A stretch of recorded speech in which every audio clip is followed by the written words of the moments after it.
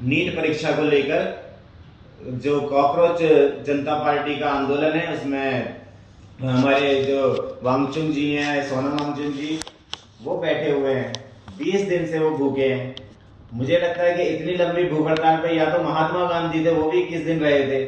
उसके बाद आज इन्होंने 20 दिन पूरे किए और आज सुबह कल आनंद फानन में दिल्ली के आयुक्त को बदल दिया गया और कल ही उनको बदला गया और आज उन्होंने एक्शन लेते हुए उनको सोनम जी को वहां से उखाड़ कर उनको, अब वो बोल रहे हैं कि हॉस्पिटल में एडमिट करा दिया गया है, लेकिन सरकार का कोई भी ना मंत्री ना प्रधानमंत्री, कोई सरकार का नुमाइंदा वहां पर नहीं पहुंचा। जबकि हर पार्टी के विपक्ष के नेता, चाहे वो समाजवादी पार्टी के नेता हों, चाहे वो अन्य पार्टियों के नेता हों, कांग्रेस पार्टी के नेता भी वहां पर उनका हालचाल जानने गए और उन्होंने कहा कि हम आपके इस आंदोलन के साथ हैं और सरकार के खिलाफ हम डटे रहेंगे जब तक कि सरकार इन बच्चों की मांगे पूरी नहीं करेगी। पेपर लीक जो हमारे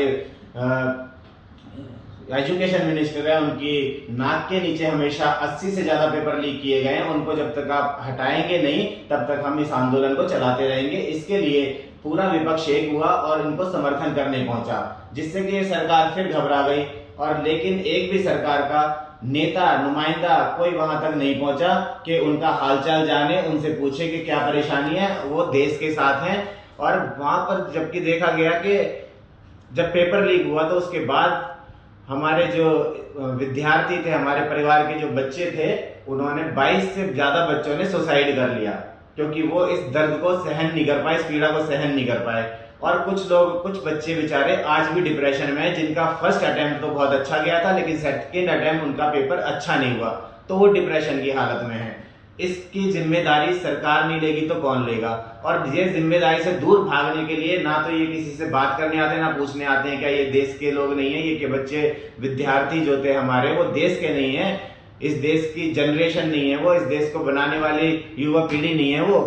तो वो इस देश के जो प्रधानमंत्री हैं, जो संवेदनहीन सरकार है, इनका कोई नुमाइंदा वहां तक नहीं पहुंचा। और उसके बाद जब आज खदेड़ दिया जाता है, आज उस आंदोलन को भी तोड़ दिया जाता है, जबकि सोनम जी ने कहा था कि 20 तारीख को वो एक मार्च करेंगे, पैदल मार्च जो पार्लियामेंट तक होगा, क्योंकि पार्लियामेंट 20 तारीख से शुरू हो रही है।